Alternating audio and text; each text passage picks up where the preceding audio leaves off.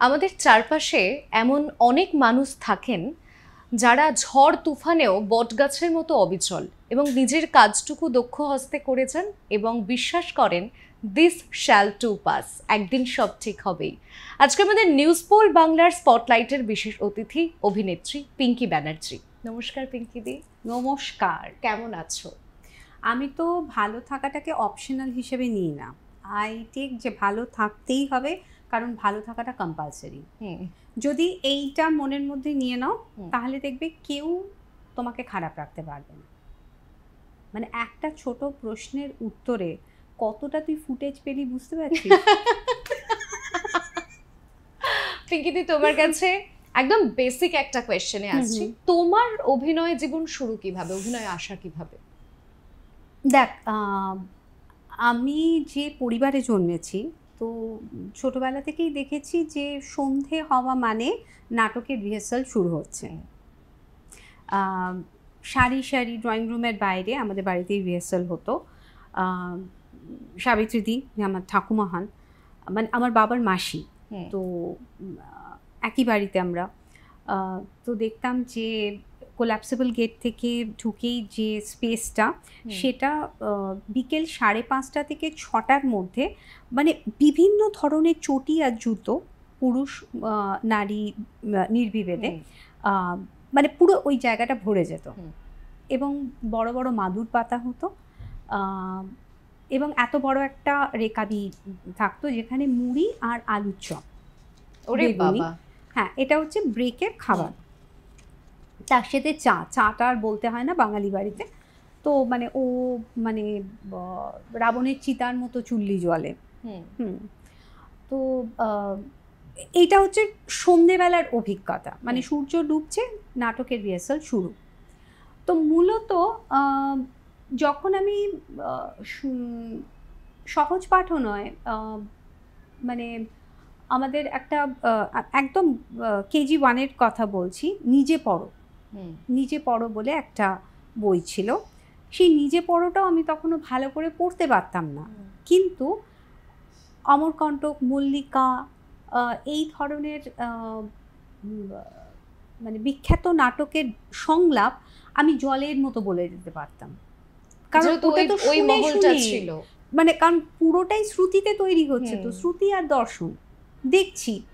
হ্যাঁ, তো অনেক সময় এরকম হয়েছে যে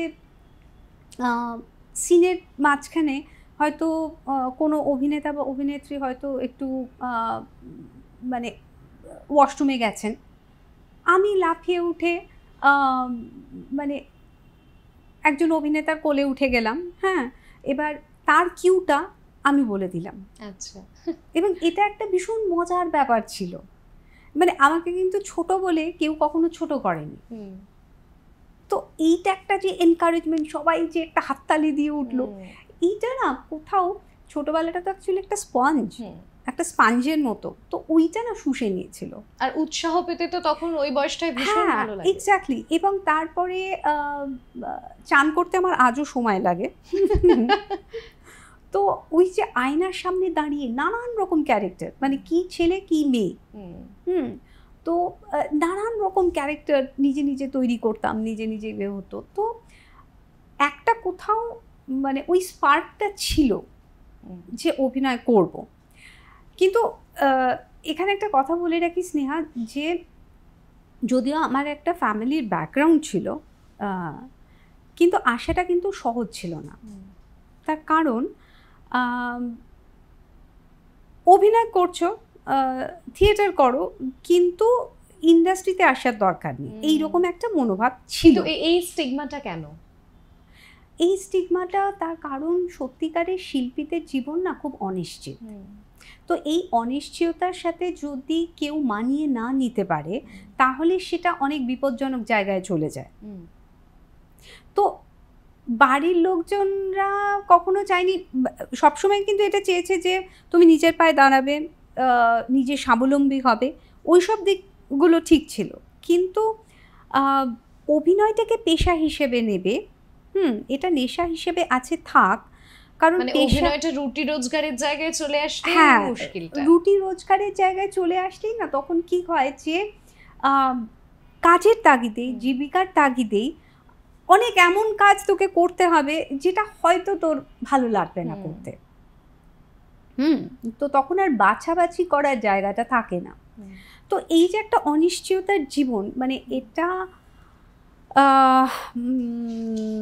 এটা একজন যে মনে প্রাণে ঠিক করেছে যে আমি একজন শিল্পী হব, সে যে কোনো ফিল্ডেই যাক না কেন, চিত্রকার হতে পারে, গায়িকা হতে পারে, নৃত্যশিল্পী হতে পারে, তো এই অনিশ্চয়তাটাকে ভালো না বাসলে শিল্পী হওয়া যায় না। তো এবং বাড়ির একটা পড়াশোনা কমপ্লিট না করে কিচ্ছু করা যাবে না, কারণ অভিনয়টা কিন্তু অশিক্ষিতদের জন্য নয়। কিন্তু অনেক সময় আমরা শুনে থাকি না যে অভিনয় করতে হলে, মানে এটা সাধারণত চর্চার মধ্যে চলে যে পড়াশোনাটা কমপ্লিট না করলেও চলে বা অত কিছু না জানলেও চলে, এটা কি মানে আদৌ যথোপযুক্ত? আমার মত যদি জানতে চাস, ইন মাই ওপিনিয়ন একেবারেই এটা একটা ভ্রান্ত ধারণা। কারণ এটা এমন একটা ফিল্ড যেখানে একাধারে সাহিত্য, সায়েন্স, ফিলোসফি, সোশিওলজি, সব কটা সাবজেক্টের একটা মেলবন্ধন যদি হয় তবে একজন মানে সফল শিল্পী হওয়া যায়। মানে এটা কিন্তু আমি শুধুমাত্র অভিনেতা অভিনেত্রীদের জন্য বলছি না, মানে একজন টেকনিশিয়ানেরও দরকার একটা এডুকেশনের ব্যাকগ্রাউন্ড, ভীষণভাবে দরকার। কারণ পড়াশোনাটা কি, পড়াশোনাটা হচ্ছে ওই বন্ধ জানলাগুলোকে খুলে দেয়, জগৎটাকে দেখিয়ে দেয়, চিনিয়ে দেয়, তোমার মধ্যে যুক্তি তর্ক তৈরি করে। তো এগুলো যদি না তৈরি হয় তাহলে শুধু অভিনয় বা অভিনয় জগতের কথা কেন বলবো, কোনো জগতে কি কেউ কোনো প্রফেশনে গিয়ে টিকতে পারবে? একদম না। হ্যাঁ, এবার দেখ, আমরা যারা গায়িকা তাদেরকে আমরা রোজ দেখি যে গলা সাজছেন, রেওয়াজ করছেন। যিনি নৃত্যশিল্পী তিনি প্র্যাকটিস করছেন, কিন্তু তাহলে অভিনেতা অভিনেত্রীদের প্র্যাকটিসটা কোথায়? অভিনেতা, আমার এটা ব্যক্তিগত মতামত, অভিনেতা অভিনেত্রীদের সব থেকে বড় প্র্যাকটিস এখন মানে যেটা আমি বরাবর করে এসেছি সেটা হচ্ছে যে অবজার্ভ করা, প্রত্যেকটা মানুষকে অবজার্ভ করা। এই যে একজন, আমাকে যদি কালকে একজন অ্যাঙ্কারের ভূমিকায় অভিনয় করতে হয়, হ্যাঁ, I'm observing that how a very sweet stylish anchor is sitting and you know তার সে প্রেজেন্টটা কিভাবে করছে, হ্যাঁ, তো এটা আমাকে অবজার্ভ করতে হয়। আজকে যদি কোনো কথার কথা বলছি, চ্যানেল ইপির বা চ্যানেলের HR দেখছে এইরকম একটা চরিত্রে অভিনয় করতে হয়, আমি তো একদম তিন্নিকে, মানে তোদের চ্যানেলের যে HR, আমি তো ওনাকে একদম টুকে দেবো। বিউটিফুল, মানে আমি গ্রাউন্ড ফ্লোরে এসছি, স্নেহাকে ফোন করেছি, স্নেহার সাথে আমি একটু পূর্ব পরিচিত কাজের সূত্রেই, কিন্তু স্নেহার সাথে তিন্নিও দেখলাম তত্তর করে নেমে গেছে স্রোতস্বিনী নদীর মতো। এবং যে অভ্যর্থনা এসেই পেলাম, আমি জানি না এটা ফ্রেমে দেখা যাচ্ছে কিনা, আমি একটু তুলে দেখাই। কফি তো আছে, চিনি ছাড়া কফি, ব্ল্যাক কফি, ওটা ওখানে রাখা আছে। খুব সুন্দর মাখানা, সল্টেড মাখানা, খুব সুন্দর সল্টেড মাখানা একটা খেয়ে দেখাই। Good, oh thank you. এবং এখানে শেষ না, আমি যেটাকে ট্রেল মিক্স বলি, সবসময় ক্যারি করি, তো এখন আর উঠে গিয়ে ব্যাগ থেকে নিতে হলো না, তো একদম dry fruits, almonds. Thank you. না খাও, কিছু বলবে না। আর কুকিজ এটা পরে খাবো। তো এই এরকম একটা সুন্দর অভ্যর্থনা অর্গানাইজ করে রেখেছে, and really I am feeling at home. মাঝখান থেকে গন্ডগোলটা কী হলো বলতো, এত সুন্দর খাওয়া দাওয়া করার পর ভুলে গেলাম কি বলছি। যেটা ভুলে গেছি সেটা ভুলে গেছি, আবার যেখান থেকে ভুলে গেছি সেখান থেকে আবার নতুন শুরু হবে করে।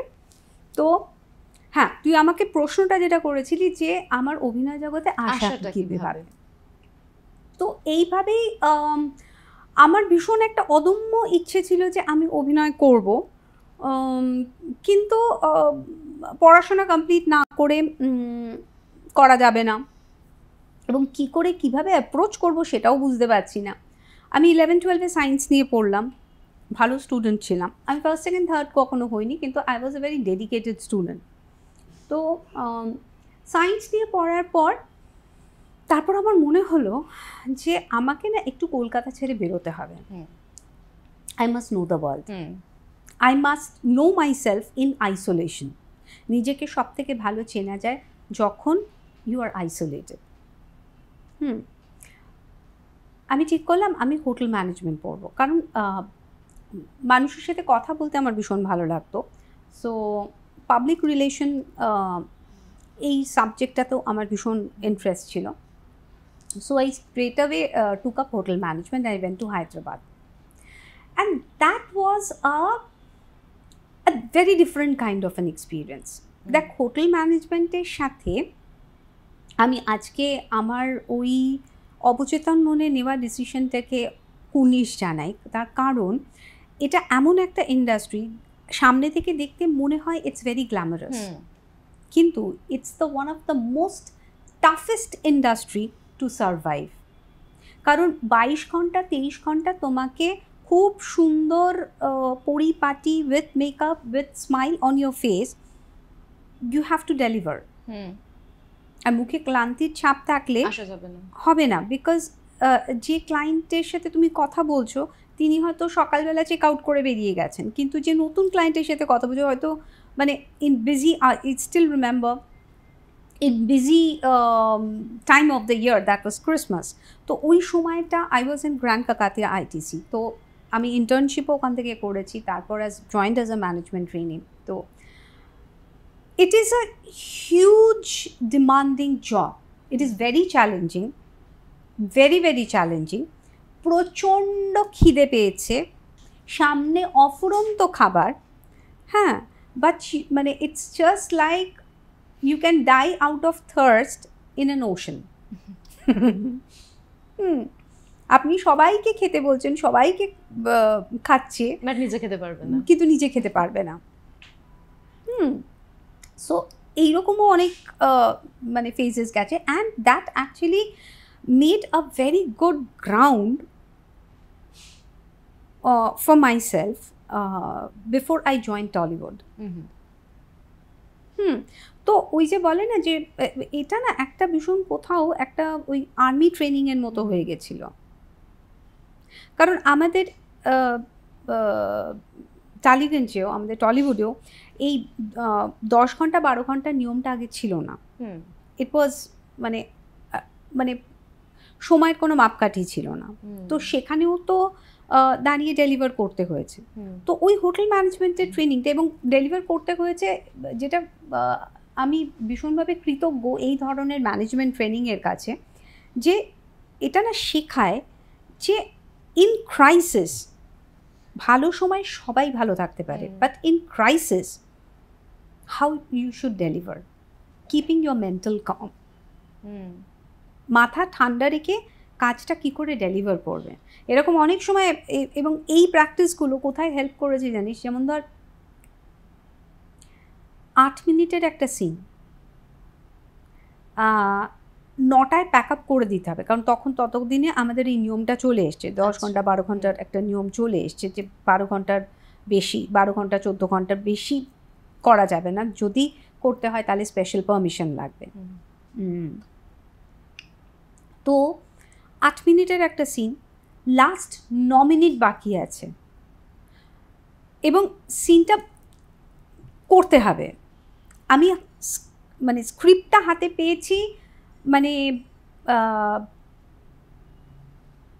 কস্টিউম চেঞ্জ করেছি, রেডি হয়েছি, স্ক্রিপ্টটা যখন এসছে তখনও মানে প্রিন্টার থেকে বার করেছি, সেটা গরমটা বুঝতে পারছি, একদম গরম রসগোল্লার মতো। আলম বাবা রস চেপার সময় নেই, বাবা কানে দিয়ে দে আমাকে, হেয়ার ফেয়ার সবটাই তো রেডি হতে হবে। একটা অন্য সিনে যাচ্ছি, তার অন্য চুল, তার অন্য কানের দুল সমস্ত কিছু। আমাকে আগে সিনটা শোনা। তো অ্যাসিস্ট্যান্ট এসে পড়ে দিল। এবার আমি মেকআপ রুম থেকে যতক্ষণে ফ্লোরে যাচ্ছি সিনটা ভেতরে ভেতরে চলছে, এবং সেই একটা সময় I call universe to help me out, কারণ এখনও ভয় পাই, ভয় লাগে। ইভেন এই যে একটা খুব মিষ্টি আড্ডা আমি দেব, বাট স্টিল আমি তোকে একবার হলেও জিজ্ঞাসা করেছি যে maybe what kind of questions or কি বিষয়ে আমরা কথা বলবো। সো সব কিছুরই একটা প্রস্তুতি আছে। তো ওই 9 মিনিটের মধ্যে আমাদের রুদ্ধশ্বাসের মধ্যে, শুধু আমি নই, মানে গোটা টিমকে ওই 9 মিনিটের মধ্যে আমাদের কম্পোজিশন করেছি, মাস্টার গেছে, ক্লোজ গেছে, সমস্ত কিছু করে। তো এই যে মানে একটা ক্রুশিয়াল সময় মাথা ঠান্ডা রেখে নিজের কাজটুকু ডেলিভার করতে পারা, এটা কিন্তু ইট নিডস ট্রেনিং। আমরা অভিনয়টা একটা বোধের থেকে করি। আমাদের অভিনয়টা মানে এগেন আমার ব্যক্তিগতভাবে মনে হয় যে আমরা একটা ইনস্টিংক্ট থেকে অভিনয়টা করি, but it has to collaborate with technique. এক হাতে তালি বাজবে না। একদম। আমাকে অভিনয়টাও করতে হবে, আমাকে লাইটটাও ঠিক করে নিতে হবে, আমাকে ক্যামেরাম্যান যেভাবে বলছে যে এখানে দাঁড়িয়ে শুধু চোখটা তুলবে, আমি এইভাবে ক্লোজ যাব, সেই টেকনিকটাও মাথায় রাখতে হবে। এবং সবথেকে ডিফিকাল্ট যেটা, ধর কোনো ইমোশনাল সিন, তুই একবার তো ইমোশনটা ইমোট করলি, বাট দ্য ফাইনেস্ট অ্যাক্টার্স আমি তাদেরকেই বলি, যারা ওই একটাই জিনিস যদি 10 বার চায়, তাহলে 10 বারই ওই 19-20-এর হয়তো পার্থক্য হয়, কিন্তু ওইটাই ডেলিভার করবে। জলটা ওভাবেই আসবে, কিন্তু জলটা পড়বে না, জলটা থাকবে চোখে, ওইভাবেই করবে। So it is a challenge. It needs immense concentration, it needs immense amount of dedication. আমি তো বলি অভিনয়টা আমার কাছে অনেকটা প্ল্যানচেটের মতো, কারণ চরিত্রগুলো যখন ভর করে, ওটা না, an actor is a medium. Action আর কাটের মধ্যে বাদ বাকি সময়টা যেটুকুকে আমরা স্ক্রিনে অভিনয় হিসেবে দেখি, সেটা কিন্তু অ্যাকচুয়ালি ভর। এবং সত্যি আমি এটা বুঝতে পারি, চরিত্রতেই ডুবে যাও। হ্যাঁ, মানে অ্যাকশন বলার পরের 1 সেকেন্ডের মধ্যে যেটা লোকে দেখে, সেটা কিন্তু আমি নই। এবং কাট বলার পরেও ওই বলে না যে ওই মানে গল্প কথায় শুনেছি, এখনও তো বিজ্ঞান প্রমাণিত নয়, মানে আত্মা ছেড়ে যেতে কিছুটা সময় নেয়। হ্যাঁ, তো ওই রকম হয়। সত্যি তাই, মানে কিছুক্ষণ ধরে না, মানে খুব ইমোশনাল কোনো একটা সিন করছি, মানে আমি কিছুক্ষণ ওই জায়গাটার মধ্যে থাকি, ওই বেরোতে টাইম লাগে। তো এটা একটা বেশ মজার জিনিস। এবং সবথেকে মজার জিনিস কোথায় হয় জানিস, ধর সিনেমা হোক বা সিরিয়াল, সবের যেমন শুরু আছে, তার তো একটা শেষ আছে। তো সিনেমার ক্ষেত্রেও হয়েছে যে যেদিন লাস্ট ডে শ্যুট, আমার না মনে হয় কী বলতো, এই যে রক্ত মাংসের চেহারাটা, এ কিন্তু আজকে যখন কাট বলবে, ওখানেই মৃত্যু। সিরিয়ালের ক্ষেত্রেও তাই। সিরিয়ালের ক্ষেত্রে অনেক বেশি অ্যাটাচমেন্ট হওয়ার জায়গা তৈরি হয়, কারণ এটা ডেইলি লাইফস্টাইলের মতো হয়ে যায়। এক্স্যাক্টলি। আচ্ছা, আমি এই মহিলাকে আমি আর কাল থেকে দেখতে পাবো না। হ্যাঁ, তো এটা আমি একটা practice which I have shared with no one. আজকে কেন করছি জানি না। আমি কি করি, লাস্ট সিনটা শ্যুট হওয়ার আগে আয়নার সামনে দাঁড়াই, অ্যান্ড যা ক্যারেক্টার, তাকে আমি বলি যে শোনো, তোমার সাথে আমি এতদিন থাকলাম, তুমিও আমার সাথে এতদিন থেকেছো, আমার ভীষণ ভালো লেগেছে, আমি তোমাকে কখনো ভুলবো না। তারপর আয়নাতেই একটা চুমু খাই। So it is a very emotion, মানে একজন অ্যাক্টর না অনেকগুলো মৃত্যু নিজের জীবনে, নিজের অনেকগুলো মৃত্যু একজন অ্যাক্টরের পক্ষে সম্ভব দেখে যাওয়া একটা জীবনে। অনেকগুলো চরিত্রের জন্ম এবং সেই সব চরিত্রগুলোর মৃত্যু কিন্তু একজন অ্যাক্টর বা অ্যাক্ট্রেসের পক্ষেই দেখা সম্ভব। তারপর তো ওই যেমন আমাদের স্মৃতিতে থেকে যায়, মানে প্রিয়জনের বিচ্ছেদ হলেও দেখবি যা যা ঘটেছে, যা যা মোমেন্টস, যা যা মেমোরিজ বা তার শেখানো ফিলোসফি, সবটাই তো স্মৃতিতে থেকে যায়। আর খুব প্রিয় চরিত্র হলে তো আরোই। হ্যাঁ, ভীষণ। মেগা সিরিয়ালের কথা যখন বললে, এখন তো মেগা সিরিয়ালের ধরন অনেকটা বদলে গিয়েছে, অভিনেত্রী হিসেবে সেটাকে কিভাবে দেখো? দেখ, বদলানোটাই কিন্তু রীতি, মানে চেঞ্জ ইজ ইনএভিটেবল। যদি চেঞ্জ না হতো তাহলে বিষয়টা অস্বাভাবিক হতো। এবং আমি তো বলবো যে এখন ইয়াং জেনারেশন যারা আসছে কাজ করতে, they are so very talented, they so very talented and they are, মানে আমার আজ অব্দি যে কজন জুনিয়রদের সাথে আমি কাজ করেছি, সিরিয়ালে হোক বা সিনেমায়, I really fail in love with them. একদম। ইয়াং জেনারেশনের কথা যখন বললে, এটা আমার ব্যক্তিগতভাবে ভীষণ জানতে ইচ্ছা করে যে এই জেনারেশনকে অনেকে তো অনেকভাবে দেখে, তোমার কি মনে হয় যে কোথাও গিয়ে পারস্পরিক সম্মানবোধ কমেছে? অনেক সময় তো জুনিয়রদের সঙ্গেও মেকআপ রুম শেয়ার করতে হয়। আই উড লাভ টু, মানে সেখানে মনে হয় যে কোথাও পারস্পরিক সম্মানবোধ কমে গিয়েছে? আমার ক্ষেত্রে এই যে কোয়েশ্চেনটা ইজ, মানে এক একজনের এক এক রকম হয়তো আনসার হবে, কিন্তু মেবি আই এম লাকি যে আমার কখনো এটা মনে হয়নি, এবং আমি মিথ্যে কথা বলি না। কেন হয়নি? বিকজ একটা দিন আমি যখন জুনিয়র ছিলাম, আমি এমন কিছু সিনিয়রদের পেয়েছি যারা না সবাইকে নিয়ে অভিনয়টা করতেন। তনিমাদি, তুলিকাদি, সুদীপ্তাদি, মানে শুধু মহিলার মধ্যেই এটা সীমাবদ্ধ না, পরান্দা, মনু জেঠু, অপুদা, মানে আমি কাদের কথা বলবো, মানে আমার সিনিয়র ভাগ্য ভীষণ ভালো। মানে এটা কি ওই বাঙালি বাড়ির বউ শাশুড়ির মতো ব্যাপারটা হয়ে গেল যে তুমি ভালো পেয়েছো দেখেই তোমার জুনিয়রদের সঙ্গে অ্যাডজাস্ট করতে প্রবলেম হয় না?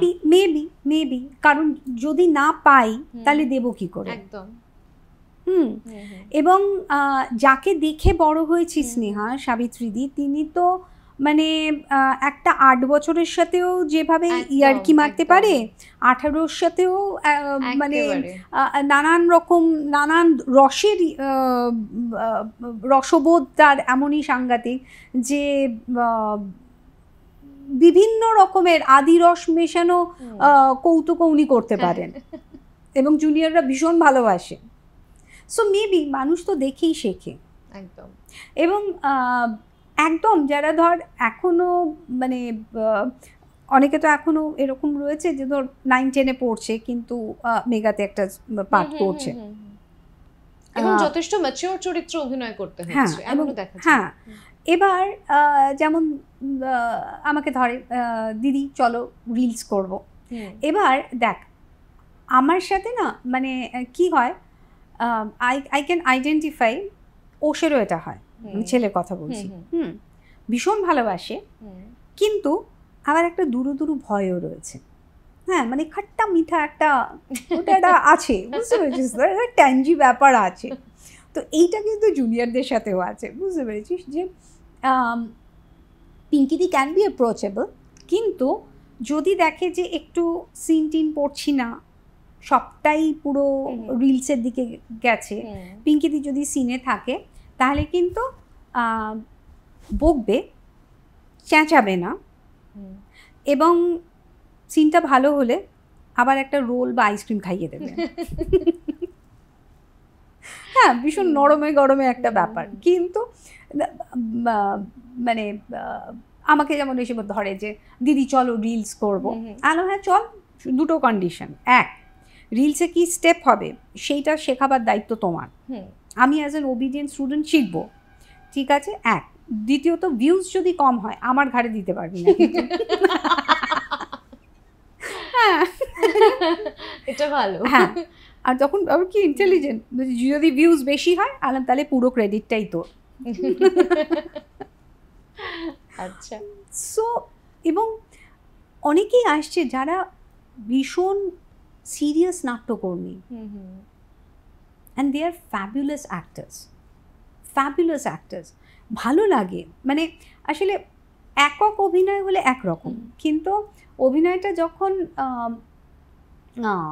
মানে টেবিল টেনিসের মতো হয়, তখন অপোনেন্ট যদি একটু ভালো থাকে তখন টেবিল টেনিস খেলতে ভালো লাগে না। So it's like that. তো মেবি টাচউড এইরকম জুনিয়র্সদের সাথেই যেন যতদিন কাজ করব ঘর করতে পারি। এটা তো সংসার। হ্যাঁ, এটা হ্যাঁ একদম সংসার। আচ্ছা, পরিচালক মানে এখন যদি আমরা মেগা সিরিয়ালের কথায় আসি, পরিচালকদের নিয়ন্ত্রণে থাকে সবটা নাকি চ্যানেলের নিয়ন্ত্রণটা বেশি থাকে? মিলিয়ে মিশিয়ে মানে 50-50 ব্যাপারটা। হ্যাঁ, এবার এটা না ভীষণ ব্যক্তি বিশেষে ম্যাটার করে। এবার ডেফিনেটলি যারা ধরুন একদম নতুন পরিচালক, তাদের উপরে একটু চাপ থাকে বেশি। কিন্তু যারা অভিজ্ঞ পরিচালক তাদের ওপর চ্যানেল অনেকটা নির্ভর করে। At the end of the day ওই আর কি, মানে এটা কীরকম জানিস তো, টিআরপিটা তো নম্বর পাওয়ার মতো। সো স্টুডেন্ট কিভাবে পড়াশুনো করছে সেটা অনেক প্যারেন্টসরাই হয়তো দেখেন না, কিন্তু তারা বিচার করেন কত নম্বর আসে। ঠিক আছে, তো ভাই তুমি যদি আমাকে ভালো মার্কস এনে দিতে পারো তাহলে তুমি রাত জেগে পড়ছো না সকালবেলা পড়ছো, it doesn't matter, I will interfere if the marks goes down. Okay, মানে ওই একদম স্কুলের মতো ব্যাপার স্যাপার সব জায়গাতেই তাই। মানে এটা শুধু আমাদের ইন্ডাস্ট্রি বলে নয়, মানে it's in the corporate world, this is how the world works. হ্যাঁ, তো এটা ডিমান্ড সাপ্লাই এর ব্যাপার। অবভিয়াসলি আজকে আমি নিজেকে দিয়ে বলছি, আজকে যদি ধর এই যে আমরা ডিসকাশনটা করছি, দেখা গেল এই এপিসোডটা যখন টেলিকাস্ট হলো ভিউজ খুব কম,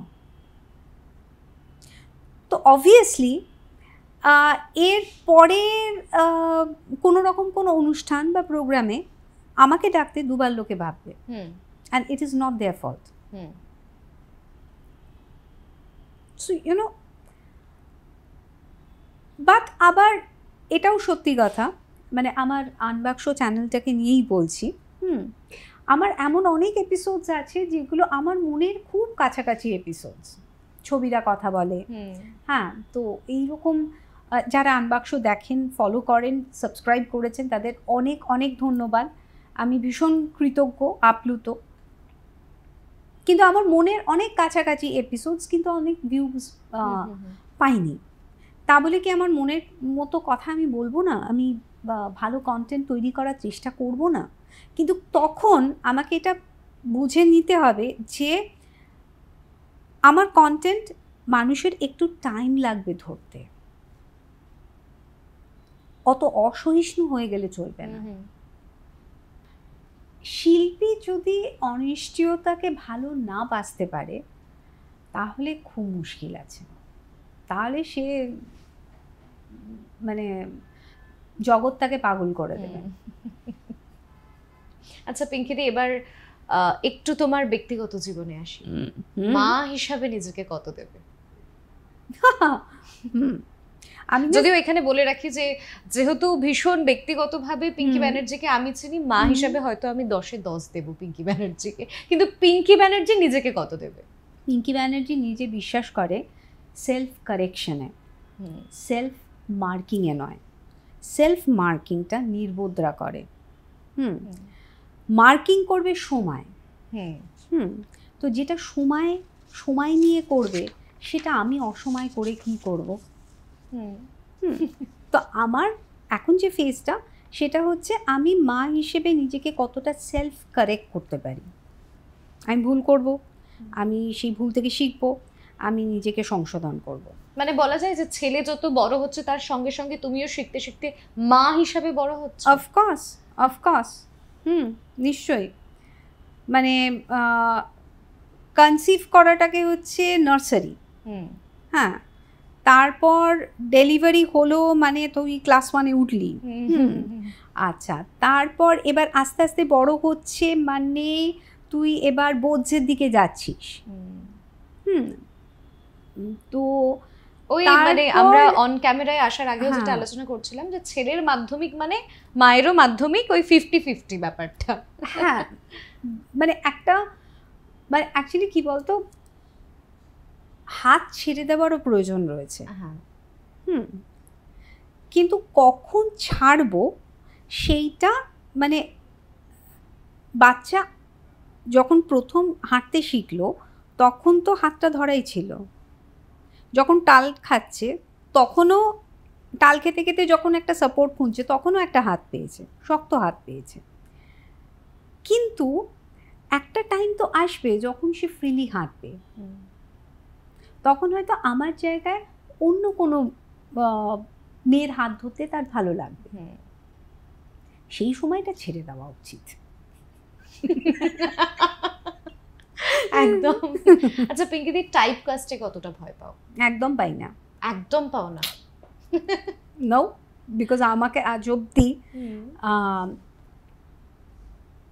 আমার মনে হয় খুব একটা টাইপ কাস্ট কেউ করে দিতে পারিনি। এটা আমি জানি এটা একটা বিতর্কের বিষয়, বিকজ আমার দর্শকরা অনেকেই ভাবেন যে বেশিরভাগ সময় আমাকে কাজের লোকের চরিত্রে কেন কাস্ট করা হয়। প্রথম কথা আমি বলি যে ভালো কাজের লোক পাওয়া আমাদের ইন্ডাস্ট্রিতে কেন পৃথিবীতেই খুব দুষ্কর হয়ে পড়ছে। তো সেখানে যে আমার ইন্ডাস্ট্রি আমাকে ভালো কাজের লোক ভাবতে পেরেছে, এটার জন্য আমি তাদের কাছে কৃতজ্ঞ। এবং আমি চেষ্টা করি প্রত্যেকবার প্রত্যেকটা কাজের লোকের ক্যারেক্টারই যেন একটু হলেও আগেরটা থেকে আলাদা করতে পারি। এখানে আমি একটু কাটছি, কাজের লোক ব্যাপারটা আমার তো মনে হচ্ছে যে যে সঠিক কাজটা করছে সেই কাজের লোক, মানে অকাজের লোক নয় সে। অবভিয়াসলি, বরং আমার কাছে ওই দৃশ্যগুলো অনেক বেশি ইন্টারেস্টিং হয় যেখানে আমার সবাই কথা বলছে কিন্তু আমার কতগুলো ক্লোজ যাবে এবং সেই ক্লোজগুলো থেকে একটা বাড়িতে কার সাথে আমার কীরকম র্যাপো সেটা আমাকে কোনো সংলাপ ছাড়া শুধু চোখ দিয়ে, শুধু এক্সপ্রেশন দিয়ে বুঝিয়ে দিতে হবে। আমার সাইলেন্ট অ্যাক্টিং ভীষণ ভালো লাগে। মানে তুমি কি চার্লি চ্যাপলিনের ফ্যান? আমি ভীষণভাবে, মানে এটা মানে বলার কোনো অপেক্ষা রাখে না। হ্যাঁ, চার্লি চ্যাপলিনের ফ্যান তো বটেই, আমি আমাকে বলতে পারি সে আমার স্কাই গেজার। আমার আকাশ দেখতে ভীষণ ভালো লাগে। এবং এটা আমি ছোটোবেলা থেকে আমি দেখি ওই যে বড় বড় ভারী ভারী মেঘগুলো, যেগুলো জল ভরা মেঘ, এক জায়গা থেকে আরেক জায়গায় যাচ্ছে কিন্তু কোনো শব্দও নেই, নিঃশব্দে অত বড় ভারী মেঘগুলো কি সুন্দর আস্তে আস্তে আস্তে আস্তে ভেসে যাচ্ছে, কি সুন্দর একটা ট্রানজিশন ঘটছে প্রকৃতিতে, বাট ইন সাইলেন্স। আমাদের দেখ না, আমাদের এখান থেকে তুই যদি আমাকে ওখানে যেতে বলিস একটা পায়ে শব্দ হবে, আমরা নিঃশব্দে কিছুই করে উঠতে পারি না। কিন্তু এত বড় ইউনিভার্সটা ঘুরছে, এতগুলো নক্ষত্র তারা তাদের স্থান পরিবর্তন করছে, সবটাই নিঃশব্দে। তো আমাকে না এই বিষয়গুলো খুব ইন্সপায়ার করে, খুব টানে।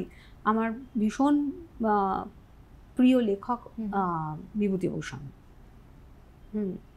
এবং সানডে সাসপেন্স এবং গপ্পমেরের থেকে আমি মানে ধন্যবাদ দিয়ে শেষ করতে পারবো না। তার কারণ বাংলা সাহিত্যের এক একটা রত্ন কে যেভাবে ওনারা প্রেজেন্ট করেন, মানে সেটা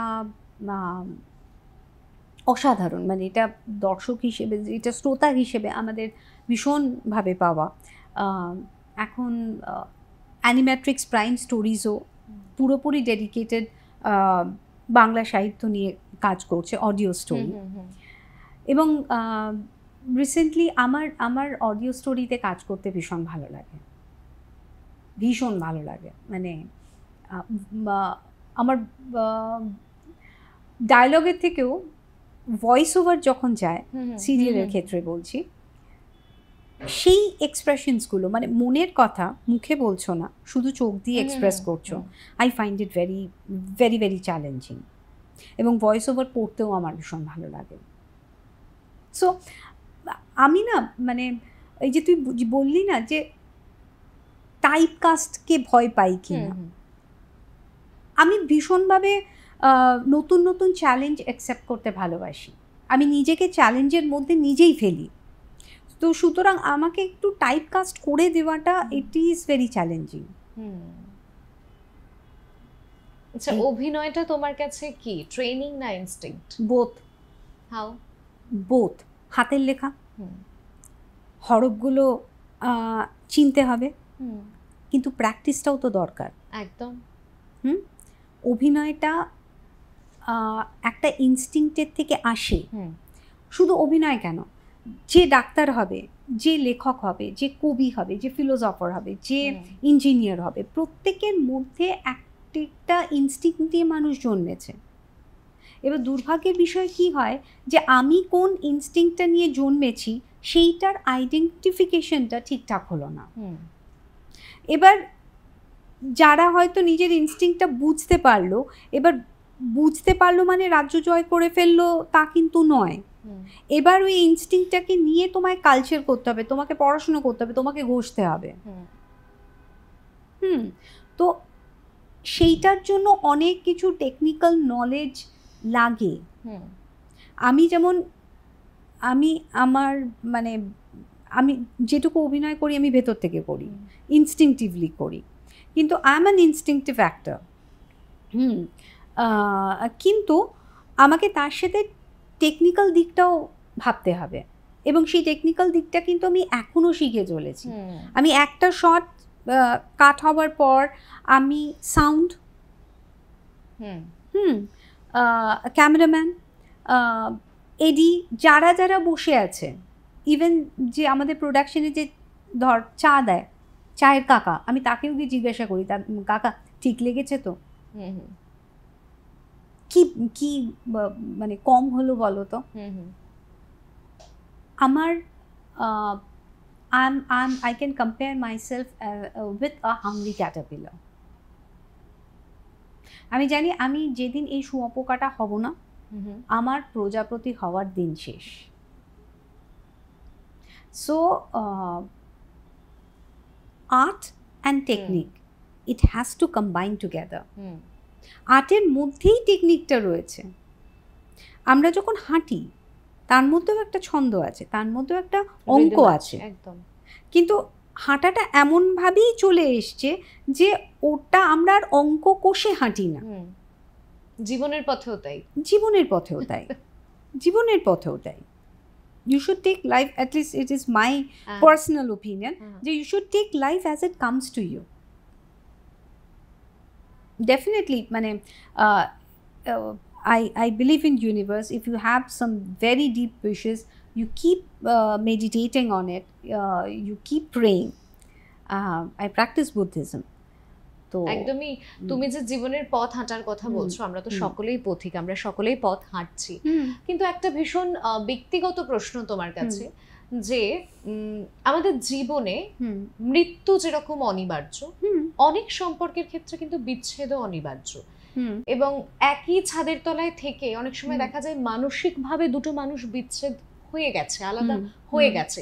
এবং আমরা যেটা জানি তোমার জীবনেও তুমি সেরকম একটা পর্যায়ের মধ্যে দিয়ে এসছো, এটা মেনে নেওয়াটা কতটা কঠিন বা কতটা সহজ বলে তোমার মনে হয়? দেখ, দাঁত ওঠার সময়ও না যে কোনো শিশু একটু কষ্ট পায়, কিন্তু তা বলে যে দাঁত উঠবে না এমনটা তো বলা উচিত না। তো ইনিশিয়ালি একটা কষ্ট হয়, কিন্তু তারপর যখন সত্যিটাকে সহজে মেনে নিতে শিখে গেছি তখন কিন্তু ওটাকেই অমৃত মনে হয়েছে। মানে এখানে যদি আমি বলি যে রবি ঠাকুরের একটা ভীষণ বিখ্যাত লাইন রয়েছে যে ভালো মন্দ যাহাই আসুক সত্যের লও সহজে, এটার উপর আর কোনো লাইন হয় না। একদম, এটার উপর আর কোনো লাইন হয় না। মানে সত্যিটাকে তুমি যদি মানে সমাদর করে এটাকে তুমি যদি ওয়েলকাম করে নিতে পারো, এটাকে তুমি যদি নিজের মানে স্নায়ুগুলোর মধ্যে তুমি যদি স্নায়ুর সাথে যদি মিশে যায় যে এটাই সত্যি, সত্যির থেকে সুন্দর কিছু হয় না। একদম। এবং এই সত্যিটা যখন তুমি মেনে নেবে তখন দেখবে ভীষণ শান্তি পেয়ে যাবে। কিন্তু আমি যে সময়টার কথা তোমায় বলছি সেই সময়টা তো একটু হলেও তোমার কাছে কঠিন ছিল, কারণ আমি রিসেন্টলি একটি পডকাস্টে তোমাকে বলতে শুনছিলাম যে আমি কাঞ্চন বাবুর স্ত্রী হয়ে জন্মাইওনি আর কাঞ্চন বাবুর স্ত্রী হয়ে আমি ইন্ডাস্ট্রিতেও আসিনি। হ্যাঁ, কিন্তু এর ফলে এর কোনো এফেক্ট তোমার উপর পড়েছিল তোমার ক্যারিয়ারে বা তোমার জীবনে? বা আমি যদি ওশের কথায় আসি যে সেই সময় তো আরো ছোট, ওর জীবনের এফেক্ট পড়েছিল কিভাবে? বিষয়টাই না, মানে Sneha, maybe if you are honest, if you have been a simple person, then universe protects you in its own way. একদম। মানে এটা যত দিন যাচ্ছে, যত চুল পাকছে, যত বুদ্ধি পাকছে, বোধ তৈরি হচ্ছে, আমি যখন মানে এই বোধটা না আমার মধ্যে আরও নিবিড়ভাবে ঘনীভূত হচ্ছে যে আমার কাজ হচ্ছে to be simple and to be observant. বাকিটা universe will do it for you. মানে আমি যে সবসময় নিজের ইচ্ছে প্রোটেক্টেড হচ্ছি তা নয়, বাট সামহাউ কিছুটা হয়ে যাচ্ছে। এবং এটাই হয়, এটাই তো মানে এটাই না একটা ভীষণ মজার বিষয়। আমি বারবার বলছি না, অবজারভেশন। নিজের জীবনটাই যদি খুব সাইলেন্টলি, খুব পিসফুলি আমি অবজার্ভ করি, আমি দেখলাম যে আমার কাছে ভুরি এক্সাম্পলস রয়েছে, which definitely it is so very personal যে আমি কোনো পডকাস্টে শেয়ার করব না, কিন্তু যে আউটকামটা শেয়ার করব সেটা হচ্ছে be honest, be simple and be a minimalist. তাহলে না, lifestyle is a compound word, তো স্টাইলের কোশনটা যদি খুব ওপরে উঠে যায় তাহলে লাইফটা না কোথাও ডাউন হয়ে যাবে। It's just like a seesaw, and the challenge is to keep that seesaw at bay. এটা খুব ডিফিকাল্ট। এই ইকুইলিব্রিয়ামটা, পুরো পৃথিবীটাই চলছে একটা ব্যালেন্সের ওপর। সো এই ব্যালেন্সটা খুঁজে পাওয়াটা খুব খুব ইম্পর্ট্যান্ট। আর এই ব্যালেন্সটা হতে আমাকে ভীষণভাবে সাহায্য করেছে my innate nature of being a minimalist. একদমই, সেটা তো তুমি নিজেকে সেইভাবে রেখেছো, কিন্তু এই যে চলার পথে বা এই সময়, যে সময়টা তুমি কাটিয়েছো, একটু হলেও তো তোমার জন্য কঠিন ছিল। সেই সময় কাকে পাশে পেয়েছিলে? সবাইকে, মানে ছেলেকে, বাবাকে, মাকে, মা তখনও বেঁচে ছিলেন, মামুনিকে, পরিবারকে, যারা আমার ডিস্টেন্ট ফ্যামিলি যারা বিদেশে থাকেন তাদেরকে, এবং আমি যেটা কখনো মানে এক্সপেক্টও করিনি, সোশ্যাল মিডিয়ায় যারা আমাকে সেভাবে চেনেনও না, মানে আমি ভাবতেও পারি না যে আমি তো আমার নিজের মনের আনন্দে নিজের ছন্দে কবিতা লিখে ছবি পোস্ট করে থাকি। এবার সেগুলো দেখে দেখে আপনারা যে কিভাবে একটা মানুষের মননকে চিনে ফেলেছেন, তো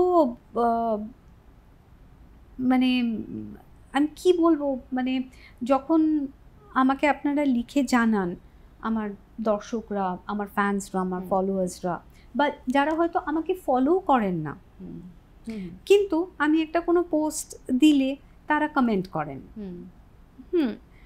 এবং এই এই অদেখা মানুষগুলোকে, এই অদৃশ্য মানুষগুলোকে যে কি সুন্দর একটা সম্পর্ক তৈরি হয়ে যায়। মানে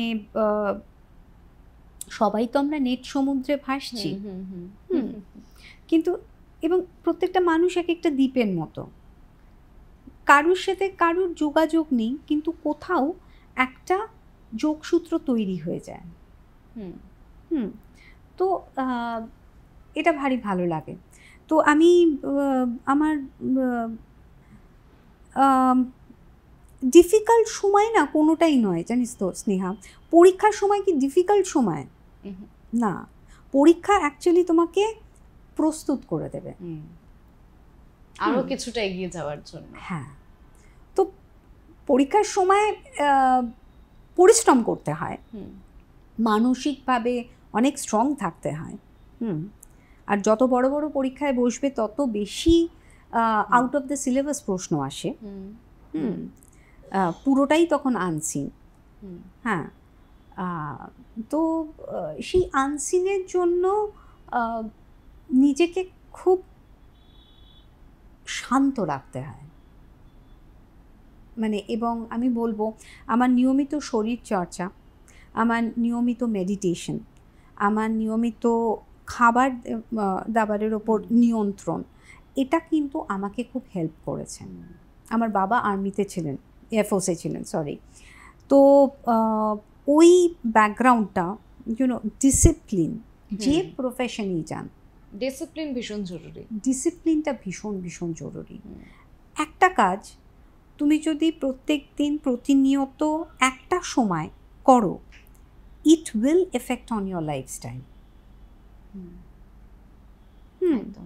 মানে আজকে আমি দেখ 11:30 থেকে 12টার মধ্যে খেয়ে নিই, রাইট?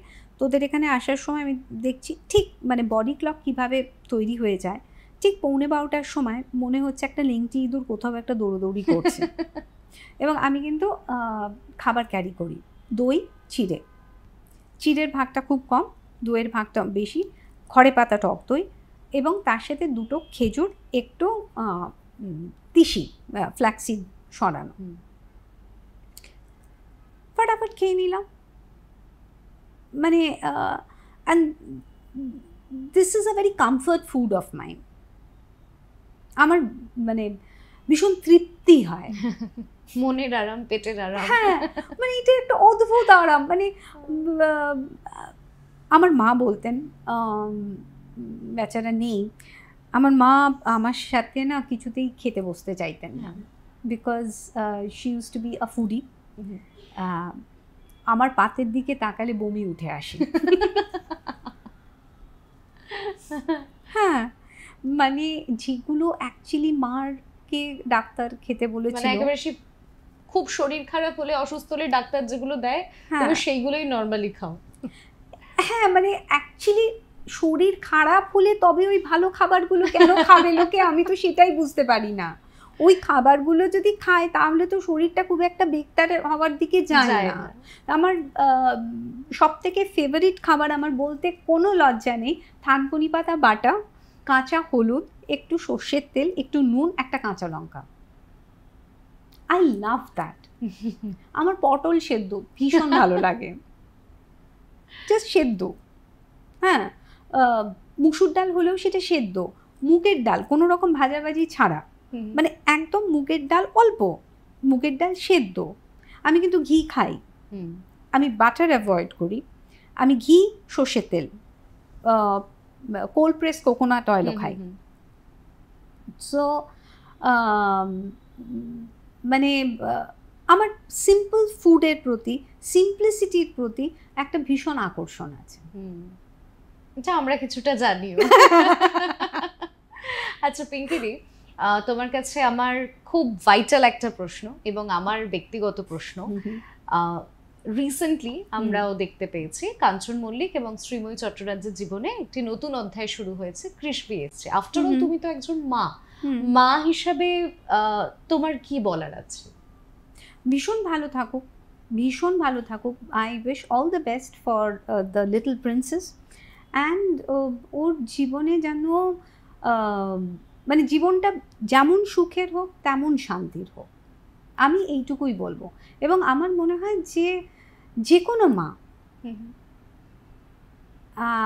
একটি শিশুর জন্য এই প্রার্থনাটাই করবে। একদমই। আমার আরেকটা প্রশ্ন ওশের ব্যাপারে, যে এখানে তো কোথাও একটা রক্তের টান রয়েছে, ওর মধ্যে সেটা তুমি কোনো এফেক্ট দেখতে পাও? না, একেবারেই না। না, ও মানে কি বলতো, he also enjoys life as it comes. ও মানে কি বলবো, মানে এই ম্যাচুরিটি শিখিয়ে হয় না, he is born with it. এবং ভীষণ পড়াশোনা করতে ভালোবাসে তো বটেই, এবং অনেক কিছু দেখে। আজকে এই শর্ট ফিল্ম, আর কি বলতো, এই জেনারেশনটা না অনেক বেশি গ্লোবাল সিটিজেন। তো যারা গ্লোবাল সিটিজেন হয়ে উঠছে, ওই বললাম তো, মানে universe gives them a different kind of a strength. একদম, এরা পৃথিবীর সাথে কানেক্ট করে, একদম। আর পৃথিবীর সাথে কানেক্টেড হলে না, তখন আর মানে এই সামান্য জিনিসগুলোতে মানুষের কোনো কমপ্লেন হয় না। So let's life take its own course. একদম, আমি আড্ডার শুরুতেই যেটা বলেছিলাম, যে পিঙ্কি ব্যানার্জি এমন একজন মানুষ যিনি হাজার ঝড় আসুক, তুফান আসুক, বাইরে থেকে দেখে একেবারেই বোঝা যায় না। আমাদের এই আড্ডায় এতক্ষণে ঝাল। তবে তুই একটা ভুল ইনফরমেশন দিয়েছিস। কিরকম? শুরুতেই আমাকে বট গাছের সাথে তুলনা করেছে। আমার হাইট 5 ফুট, ওটা কখনো সম্ভবই নয়। হ্যাঁ, ঝড়ের মধ্যে টিকে থাকতে পেরেছি, তার কারণ আমি বট গাছ নই, আমি হচ্ছি একটা ছোট্ট ঘাস, যে না হাওয়ার গতি বুঝতে পারে, এবং যখন প্রচণ্ড ঝড় আসে সেই সময়টা একটু যদি নুয়ে থাকে তাতে ক্ষতি নেই, আবার যখন ঝকঝকে পরিষ্কার আকাশ, তখন আবার নিজের ছন্দে খেলে। একদম, একদম। আর পিঙ্কি ব্যানার্জি একদম তার পারফেক্ট উদাহরণ। আমাদের এই আড্ডায় এতক্ষণে ঝাল মিষ্টি সব রকম আলাপ আলোচনায় চলেছে, এবার একটু টকের পরিমাণটা বাড়িয়ে দিই। পিঙ্কি ব্যানার্জি আবার কখনো প্রেমে পড়তে চায়? পিঙ্কি ব্যানার্জি জন্ম থেকেই প্রেমে পড়ছে, এবং সেটা হচ্ছে প্রকৃতির প্রেম। আচ্ছা। হ্যাঁ, মানে আরণ্যক উপন্যাস, চাঁদের পাহাড়, এগুলো না মানে আমাকে কোথাও টানে। ইন্দ্রনাথের ক্যারেক্টার শ্রীকান্ততে, শরৎচন্দ্রের, মানে এগুলো আমার মানে স্বপ্নের ক্যারেক্টার, বুঝতে পেরেছিস? তো জলে জঙ্গলে, তো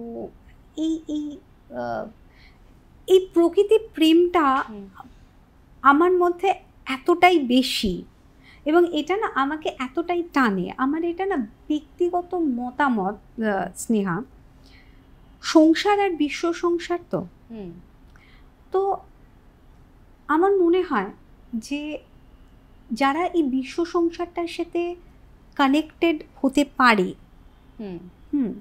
তারা না খুব একটা প্লাস্টিকের সংসারে আবদ্ধ থাকতে পারে না। সো প্রকৃতি প্রেম তো মানে সেটা অপরিহার্য, মানে আমি তো কল্পনাই করতে পারি না, উইদাউট দ্যাট আমি নিজেকে কল্পনাই করতে পারি না। আর এই সেই প্রেমের বিশালত্বটা, সেই ক্যানভাসটা এত বড় না স্নেহা, তারপরে আর বাদ বাকি কাকে কোথায় সময় দেবো সেটাই খুঁজে পাই না। হ্যাঁ, মানে সময়ের অভাবে প্রেম করে মানে প্রেম করা হয়ে উঠছে না? তা নয়, মানে দেখ এটাও তো একটা কথা যে ইচ্ছে থাকে যার উপায় হয় তার। হ্যাঁ, তো আমি আমার সারাদিনের কাজটা সেরে আমি এমন আকাশ দেখতে বসি, মানে আমি দেখি, আমি I spend time with nature. হ্যাঁ, তো ওইটা আমার মি টাইম এমনই, মানে যে সময় ধর রাত্রিবেলা লোকে ফিসফিস করে প্রেম করে, হ্যাঁ, তো সেই সময়টা তো আমি আকাশ দেখি, স্বাভাবিক আর ফিসফিস করা হয়ে ওঠে। কিন্তু তোমাকে আচ্ছা বাই দ্য ওয়ে, আকাশ কিন্তু কোনো ছেলের নাম নয়, মানে স্কাই। সেটা দর্শককে বিচার করতে দাও। ওরে বাবা, এখন দেখা গেল পরের দিনেই হেডলাইন হয়ে গেল পিঙ্কি ব্যানার্জি এই মুহূর্তে প্রেম করছেন আকাশের সঙ্গে। আকাশ আর্টে বহু কাজ করেছি, হ্যাঁ, আকাশ কোনো ছেলের নাম নয়। আচ্ছা, পিঙ্কি ব্যানার্জিকে আমরা খুব বলতে শুনেছি যে মাধ্যমিক দিতে যাওয়ার আগে আমরা যেরকম পড়াশোনা করি, উচ্চ মাধ্যমিকের আগে পড়াশোনা করি, বিয়ের আগেও পড়াশোনা করা উচিত। কেমন পড়াশোনা করা উচিত? প্রথম কথা হচ্ছে, ফার্স্ট অফ অল, আমি জানি না স্নেহা কলকাতায় আছে কিনা, বাট অনলাইন কাউন্সেলিং তো দরকার, কাউন্সিলার্স রয়েছে, যে মানে তুমি ভাবছো তুমি বিয়ে করতে যাবে, কিন্তু তুমি আদৌ প্রস্তুত আছো কি না সেই জানাটা সবসময় যদি নিজের পক্ষে জানা দুরূহ হয়ে ওঠে, তাহলে you should definitely take a help of an expert. তো এরকম কাউন্সেলিং রয়েছে, মুম্বাইতে তো রয়েছে, চেন্নাইতে রয়েছে। সো মানে এটা তোমার তরফ থেকে টিপস যে বিয়ের আগে একটা প্রিপারেশন অবশ্যই করা উচিত। এবং মেয়েদের ক্ষেত্রে বলবো যে নিজের পায়ে না দাঁড়িয়ে, স্বাবলম্বী না হয়ে, অর্থনৈতিকভাবে স্বাবলম্বী না হয়ে বিয়ের কথা না ভাবলেই পারে। এবং এই বিষয়টা প্রথম থেকেই ক্লিয়ার করে নেওয়া যে যাই হোক না কেন, আমি কিন্তু আমার যেটা ভালো লাগার কাজ, আমার যেটা ভালোবাসার কাজ, সেইটার সাথে কিন্তু কোনোভাবে কম্প্রোমাইজ করব না। একদম। হ্যাঁ, কারণ আমার মনে হয়, দেখুন এটা আমার ব্যক্তিগত মতামত, যে কটু কথাগুলো না প্রথমেই হওয়া ভালো। তো সেগুলো আগে হয়ে যাওয়াটা বেটার। এবং মানে বিয়ে ব্যাপারটা কি নিম ফুলের মতো, যে তেতোটা আগে খেয়ে নিয়ে তারপরে মধুটা পাওয়াই বেস্ট। হ্যাঁ হ্যাঁ হ্যাঁ, একদম কারেক্ট।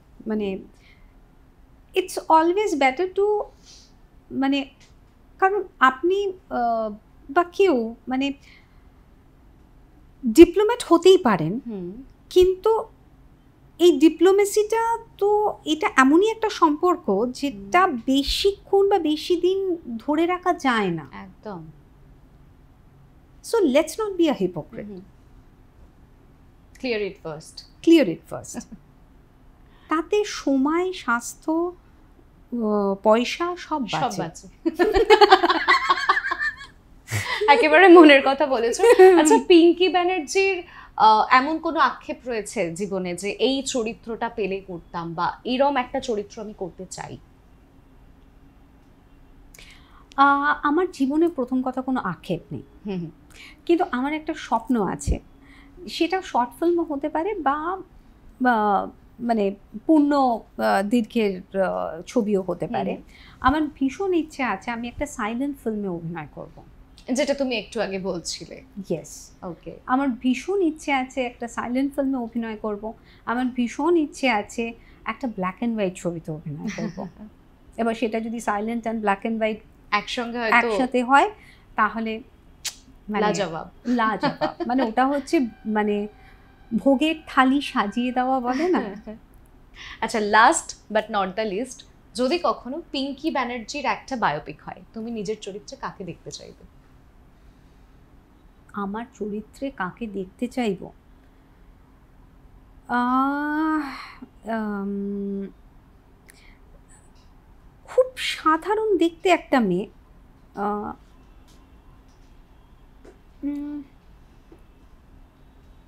আমি ফ্র্যাঙ্কলি স্পিকিং এই মুহূর্তে না এই প্রশ্নের উত্তর দেওয়াটা খুব ডিফিকাল্ট। তবে তোদের এপিসোডটা যতক্ষণে আপলোড হবে আমি কমেন্ট সেকশনে লিখে জানাবো। একদম একদমই সেই ভাবার সময় তোমাকে ডেফিনেটলি দিলাম যে পিঙ্কি ব্যানার্জির চরিত্রে কাকে তুমি নিজে দেখতে চাও। অসংখ্য ধন্যবাদ পিঙ্কি দি, আবারও নিউজ পোল বাংলাকে সময় দেওয়ার জন্য। তুমি সুস্থ থেকো, ভালো থেকো, আর এরকম এভারগ্রিন থেকো। নিউজ পোল বাংলাতে এসে কিন্তু আমার দারুণ ভালো লাগছে। এটা কোনো সাজানো বুলি নয়। আমার তো মনে হলো news poll Bangla is poles apart. একদমই খুব সরল সাধারণ আলোচনা, জীবন সংক্রান্ত আলোচনা চললো এতক্ষণ একটা সরল মানুষের সঙ্গে, পিঙ্কি ব্যানার্জির সঙ্গে। আজকে নিউজ পোল বাংলার স্পটলাইটের বিশেষ অতিথি ছিলেন পিঙ্কি ব্যানার্জি। পিঙ্কি দিকে আবারও অসংখ্য ধন্যবাদ। আর আপনারাও চোখ রাখুন রবিবারের স্পটলাইটে এরকমই আরও আড্ডা, আলাপ, আলোচনা দেখার জন্য। আর সমস্ত বড় খবর ও আপডেট পেতে অবশ্যই চোখ রাখুন নিউজ পোল বাংলায়। ভালো থাকবেন, ভালো রাখবেন। নমস্কার।